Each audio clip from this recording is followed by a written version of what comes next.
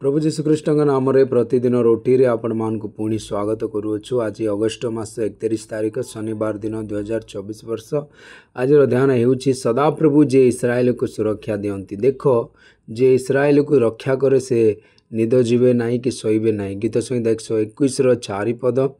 गीत संहिता 121 स्पष्ट भाव में कहे जे ईश्वर किपरि आमर आश्रय अटंती, आमर आश्रय एवं आमर सुरक्षा। यार 8टी पद मध्य आमर रक्षक भाव ईश्वर 6टी उल्लेख अच्छी। यह देखा अत्यंत सांत्वनापूर्ण जे या 3 थर वर्तमान प्रतिज्ञा भाव उल्लेख करा जायछि एवं भविष्य एक प्रतिज्ञा भाव आउ 3 थर प्रभु प्रकृति रे आमर रक्षक अटंती। से आम रक्त दुर्ग मध्य आमको रक्षा करते एवं लुचाते। आमको रक्षा करने से अग्निकांथ परी आम चारिपाखरे अच्छी। से ज्वलंत खड्ग को आमको रक्षा करने को आदेश दियंती एवं से आमको देखापी तांको दूत मान को पठाती। मूसा ईश्वर व्यक्ति एक सुंदर दृश्य माध्यम ईश्वर सुरक्षा वर्णना करती। जेतेबेले उक्रेश माने आकाश रे बुलुछंती, कुकुड़ा तार समस्त युवक मानक निज पक्ष तले एकत्र करे से मानक आच्छादन करे एवं से कहिछंती जे प्रभु आमको समान भाव रे रक्षा करती एवं रक्षा करती। शास्त्र कहे से तुमर पशु सहित आच्छादन करेंगे एवं तांकर पक्ष तले आपण आश्रय नेबे। तांकर सत्यता आपणकर ढाल एवं बालक हेब। गीत संहिता 91 4 पद। आमको रक्षा करने प्रभु तांकर लुचि रही स्थान एवं छाया रखिछंती।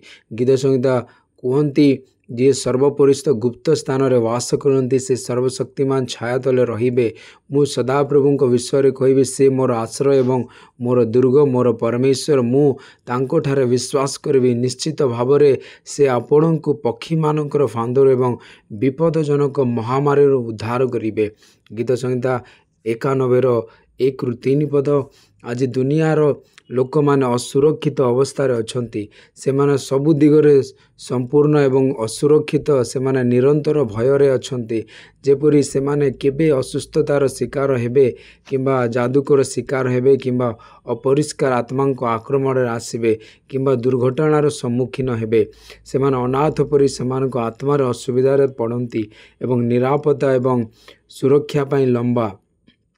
किंतु आमको रखिबा एवं रक्षा करने आमर अनंत पिता अच्छी। से हेउछंती जे आमको भल पाउथिले एवं आमको खोजिबा को आसीथिले एवं स्नेहपूर्ण बाहु सहित से आमको आलिंगन करती। तेणु आम भयभीत हेबा किंबा कौन से विषय रे असुविधार पड़वा आवश्यक नुहे। शास्त्र कहे तुमे रात्रि रे आतंक किंबा दिन रे उड़ुथिबा तीर किंबा अंधकार रे चालुथिबा महामारी किंबा मध्याह्न रे विनाश होथिबा भय विषय भय करिबो नाही। 1000 आपणक ऊपर पड़ी पारे एवं आपणक डाहाण हाथ रे 10,000 किंतु यह आपणक निकट को आसीबो नाही। गीत संहिता 91 5-7 पद। समस्त घरे जोठारे मेष शावक रक्त द्वार रे लगा जाइथिला सेही परिवार रो पिला माने उद्धार होइथिले।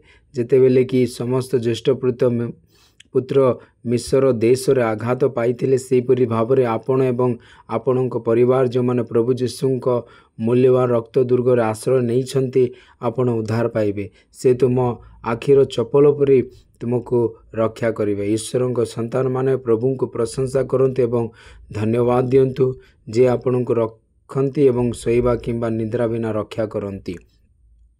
अधिक ध्यान करने गीत संहिता 46 पद। ईश्वर आमर आश्रय एवं शक्ति असुविधार वर्तमान साहाय्य। प्रभु ए वाक्य आपण समस्त को आशीर्वाद करंतु। आमेन।